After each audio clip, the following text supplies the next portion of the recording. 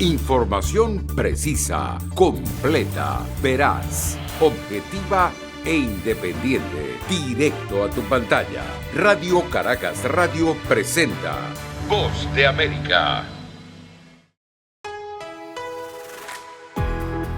La Voz de América presenta Buenos días, América. Desde Washington, la actualidad informativa. Se espera que hoy el expresidente Donald Trump se presente ante la sede de la Fiscalía en Manhattan para escuchar la lectura de cargos en su contra. Seguidores de Donald Trump manifiestan su apoyo al expresidente en su residencia de Mar-a-Lago, donde se espera que se pronuncie esta misma noche. Y el secretario de Estado Antony Blinken se encuentra en la capital belga, donde participará en una reunión de ministros de Relaciones Exteriores de la OTAN.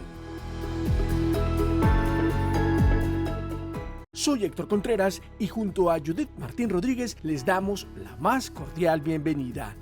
Aquí comienza nuestra emisión de Buenos Días, América.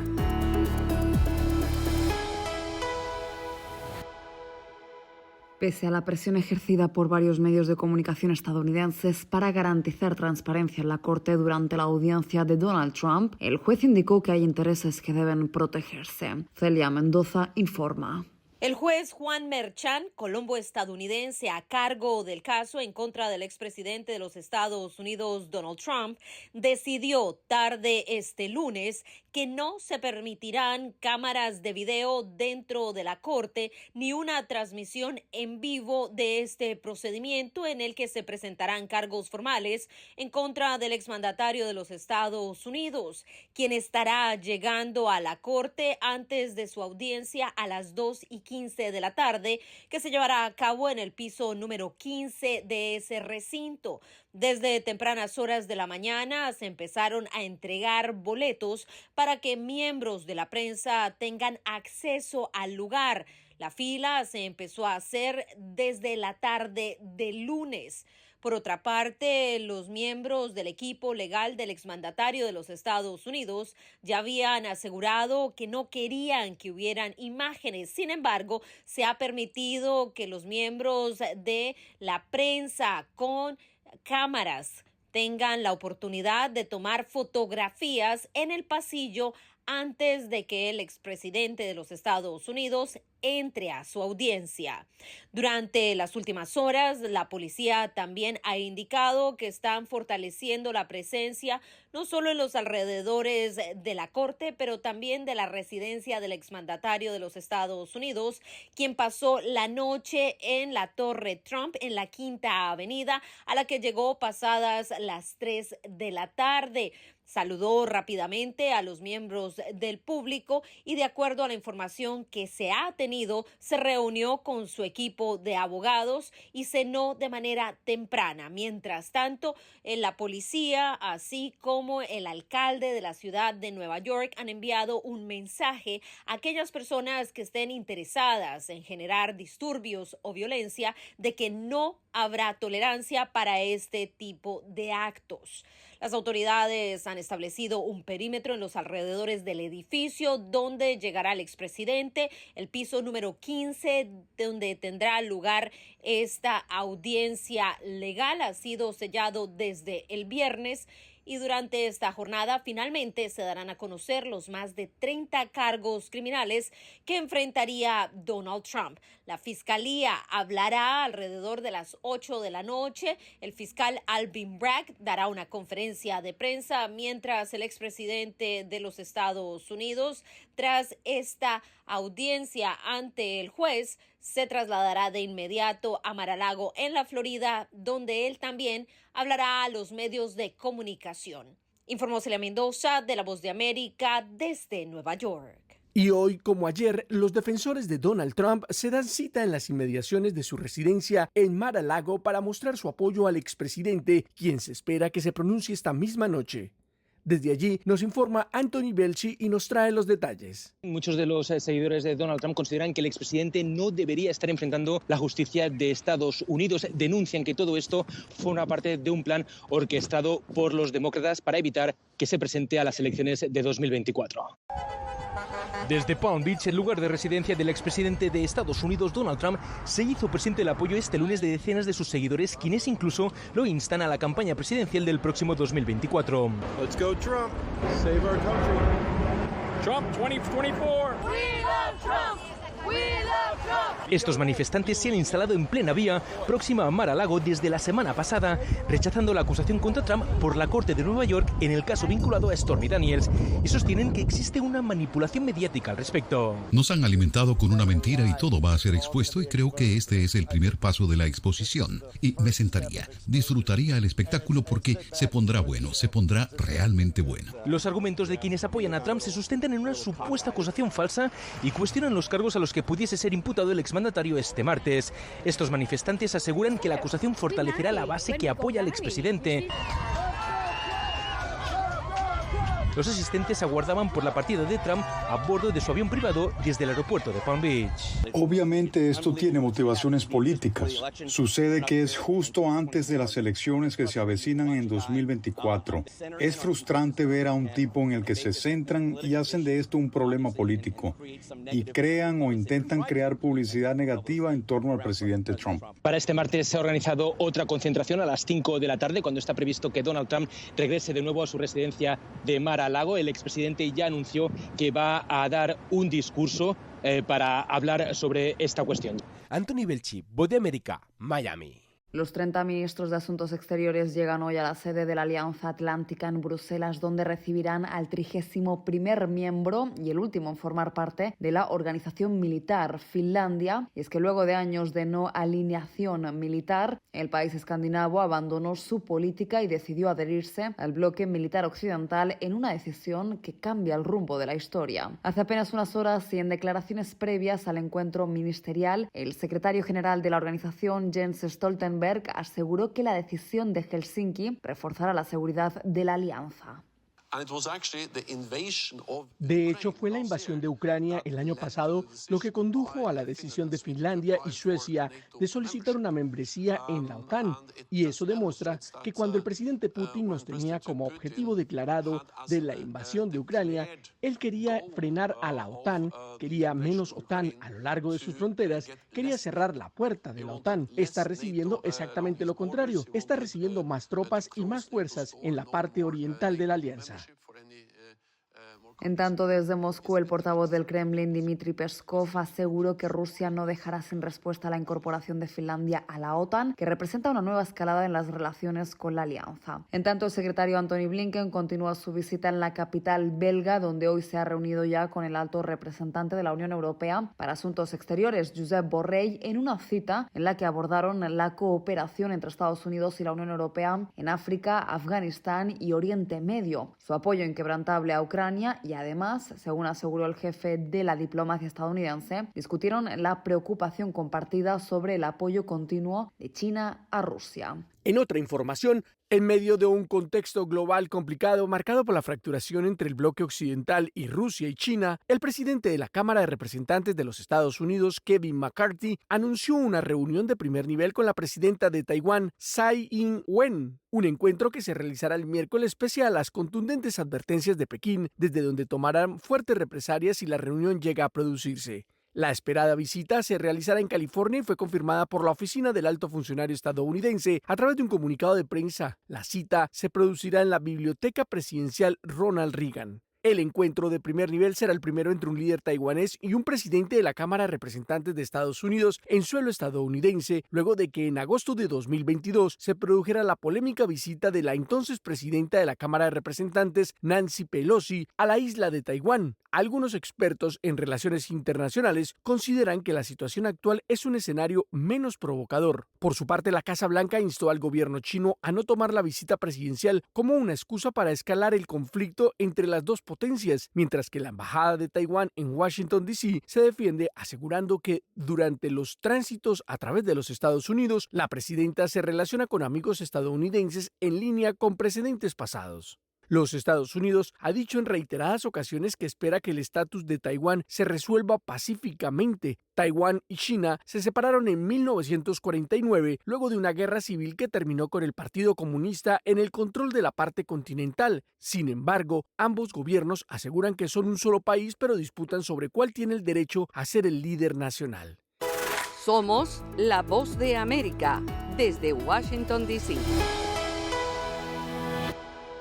En tanto, y con el aumento de las tensiones entre Estados Unidos y China, ¿cómo ven en otros países asiáticos la situación geopolítica actual, que algunos expertos ya denominan como una nueva guerra fría? Gustavo Cherkis tiene la información. Estados Unidos mantiene su popularidad en la región asiática pese a la influencia cada vez mayor de China a nivel mundial. Y es que al tener que escoger entre las dos principales potencias mundiales, es decir, Estados Unidos o China, la mayoría de los ciudadanos de los 10 países que conforman la Asociación de Naciones del Sudeste Asiático, ASEAN, se decantaron por Estados Unidos, en parte por su activa participación en la región asiática en el último año. Así lo señalan algunos investigadores del Instituto ISEAS, Yusof y Shak, con sede en Singapur. Melinda Martinus, investigadora principal, dijo: El año pasado la administración Biden nombró a un embajador ante la ASEAN.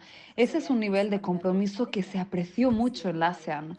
Además, Estados Unidos también lanzó el Marco Económico Indo-Pacífico para la Prosperidad, que dio esperanza a los países de la ASEAN de que Estados Unidos está de vuelta. Estados Unidos lanzó el Marco Económico Indo-Pacífico para la Prosperidad en mayo del 2022, poco después de que entrara en vigor la Asociación Económica Integral Regional, un acuerdo de libre comercio entre los países que conforman la asociación y favorecido por China. En su encuesta sobre el estado del sudeste asiático, el Instituto ISEAS, Yusof y Shak encontró que, entre más de 1 millar de encuestados, el 61% se decantó por Estados Unidos, mientras que casi el 39% se inclinó por China. El rechazo hacia China fue mayor en los países con los que tiene disputas territoriales, como Vietnam y Filipinas. Sin embargo, en los países de mayoría musulmana de la ASEAN, Malasia, Brunei e Indonesia, China lleva la delantera, pero incluso en estas naciones persiste la inquietud en torno al gigante asiático, especialmente en cuestiones de seguridad. Gustavo Cherkis, Voz de América, Washington. Somos la Voz de América y las noticias continúan. Ecuador vive los primeros días del régimen de excepción decretado por el gobierno para tratar de garantizar la seguridad de la población en medio de la epidemia de violencia que sufre el país. Giselle Jacome con el informe. Ecuador es presa del crimen organizado y el presidente de la República, Guillermo Lasso, enfrenta el avance de la delincuencia e inseguridad con medidas drásticas y declaró el estado de excepción en las provincias más violentas de la costa ecuatoriana, Guayas, Los Ríos y Santa Elena. El presidente mencionó algunos detalles. Estado de excepción con toque de queda de 1 de la mañana a 5 de la mañana, que busca resolver los problemas de raíz. Con este decreto, el gobierno busca desarticular las mafias de extorsión y a 7 bandas de crimen organizado que están sembrando el terror entre la población. Guayas registró 334 asesinatos por sicariato entre enero y abril del año pasado. En 2023 ya suman 591. Una situación que presiona al primer mandatario a tomar medidas drásticas. El asesinato de directores de hospitales, entre otros delitos, llevó al presidente a declarar la reforma a una ley que permite el porte de armas. Se autoriza la tenencia y porte de armas de uso civil para defensa personal de acuerdo con los requisitos de ley y el reglamento. Esto último ha sido criticado por varios sectores de la sociedad que piensan que esta medida aumentará la violencia, mientras que otros defienden la decisión del gobierno que mueve a su policía y ejército de un lugar a otro para luchar contra las bandas delincuenciales. Giselle Jacome, Voz de América, Quito. En otra información, el informe preliminar de la misión de la Comisión Interamericana de Derechos Humanos luego de su visita a Bolivia generó varias reacciones en el país. Fabiola Chambi tiene los detalles.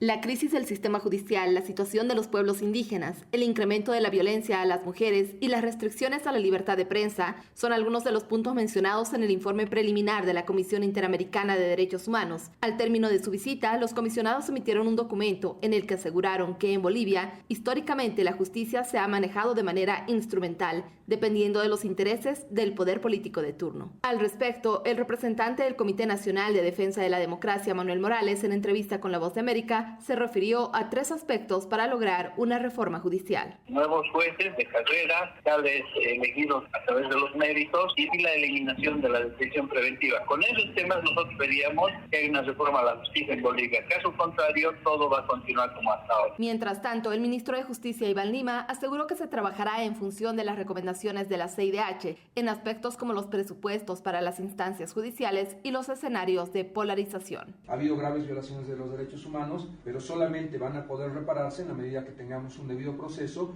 y un juicio justo. Por otro lado, la senadora de oposición de la bancada de Creemos, Centarrec, dijo que los 6 días que estuvo la comisión en el país fueron insuficientes para conocer la realidad de los derechos humanos. Hay un desborde de denuncias ciudadanas y eso muestra también la profundidad de la crisis y la falta de respuesta de un gobierno que no está velando por las garantías y por los derechos de los ciudadanos. Mientras tanto, se anticipa que el documento final denominado Informe País se difunda en unos 5 o 6 meses. Fabiola Chambi, Voz de América, Bolivia.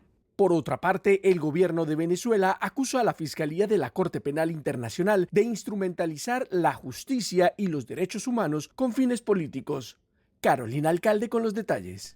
El gobierno del presidente Nicolás Maduro rechazó los argumentos del fiscal de la Corte Penal Internacional, Karim Khan, que respondió a las observaciones presentadas por el Estado venezolano el 28 de febrero, en las que pidió no continuar con la investigación sobre presuntos crímenes de lesa humanidad cometidos en Venezuela desde al menos el año 2014, y acusa a la Fiscalía de no tener competencia para conocer los hechos presentados por el fiscal. El fin de semana fue divulgado un documento en el que la Fiscalía de la CPI asegura que ninguna de las peticiones del Estado tiene fundamento y pide a la Sala de Cuestiones Preliminares la continuidad de la investigación. Al respecto, el profesor de Derecho Internacional y codirector de la organización Acceso a la Justicia, Ali Daniels, considera que la respuesta de la Fiscalía es demoledora. La Fiscalía es más demoledora porque dice que cuando se anexan informaciones, en vez de, si el punto aquí es decir, se están investigando crímenes de lesa humanidad, usted tiene que demostrar que esas investigaciones se están llevando a cabo con copias de los archivos, de los expedientes, de los juicios donde usted está juzgando o ha sentenciado a los responsables de estos crímenes.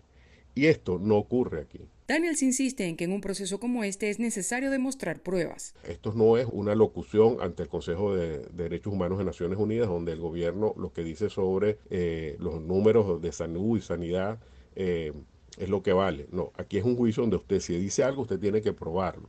Y si usted dice que juzga a los responsables, usted tiene que emitir pruebas ante la Sala de Cuestiones Preliminares de esos juicios.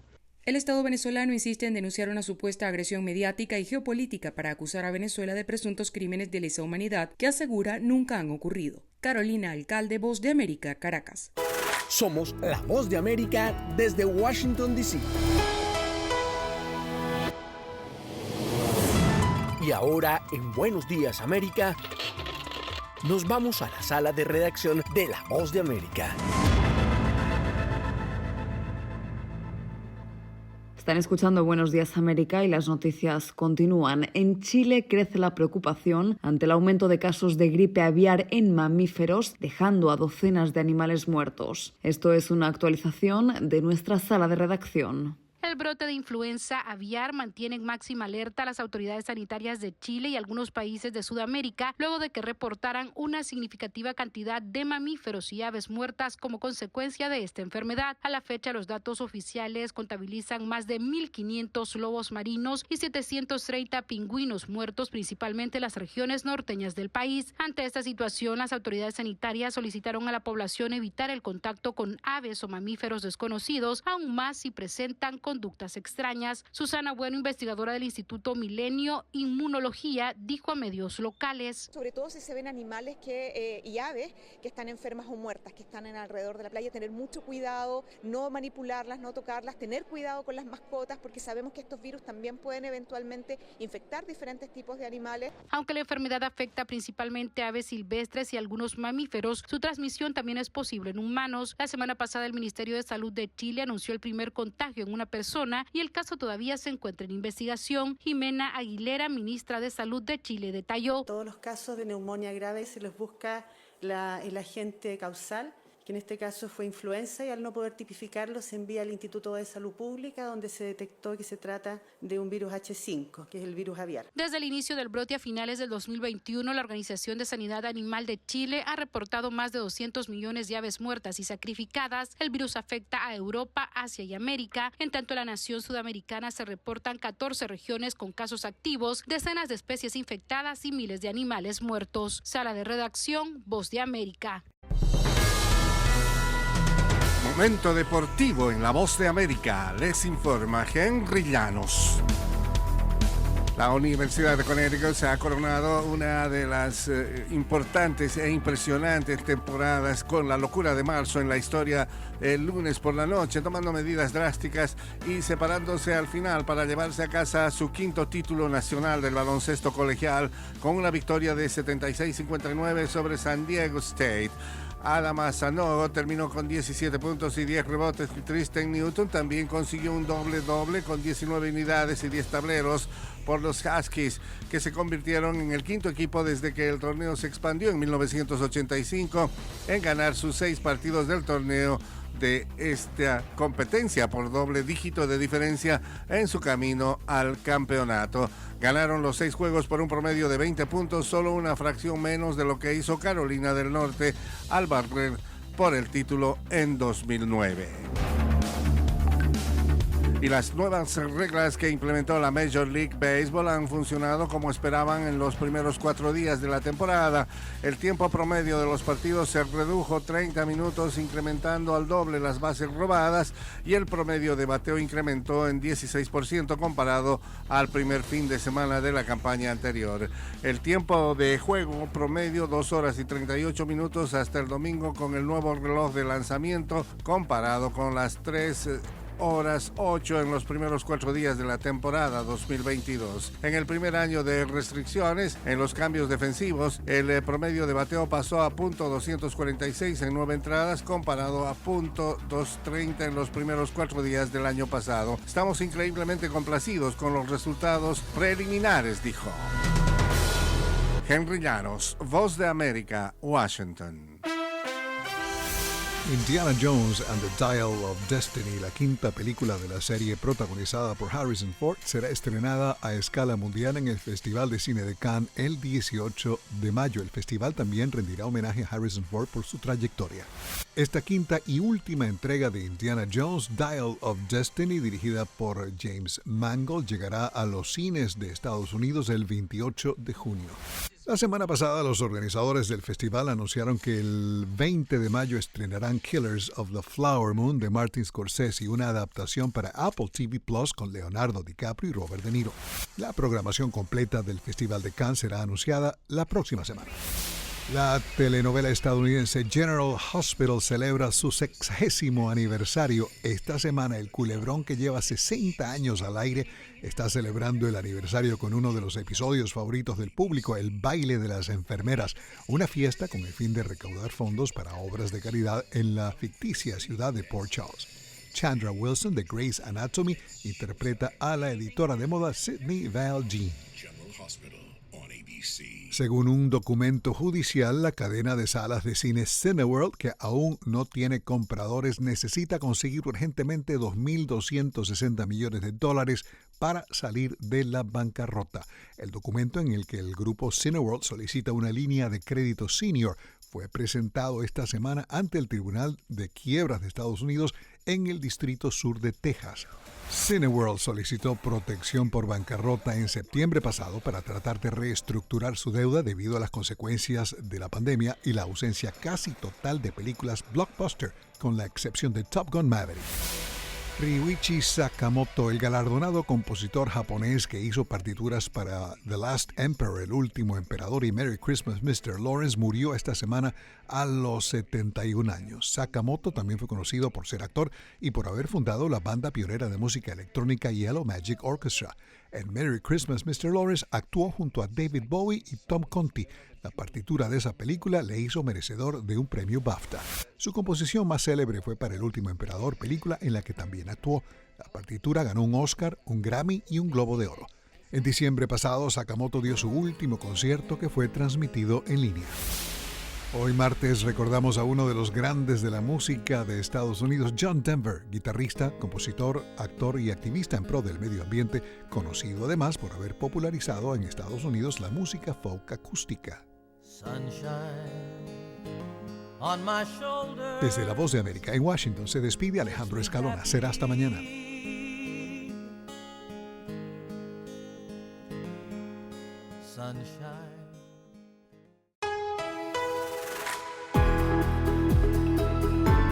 Y hasta aquí, Buenos Días América, pero las noticias siguen. Soy Héctor Contreras. Soy Judith Martín y les agradezco su sintonía y los invitamos a que nos visiten en todas nuestras plataformas sociales de La Voz de América y en nuestra página web vozdeamerica.com. Hasta nuestra próxima emisión.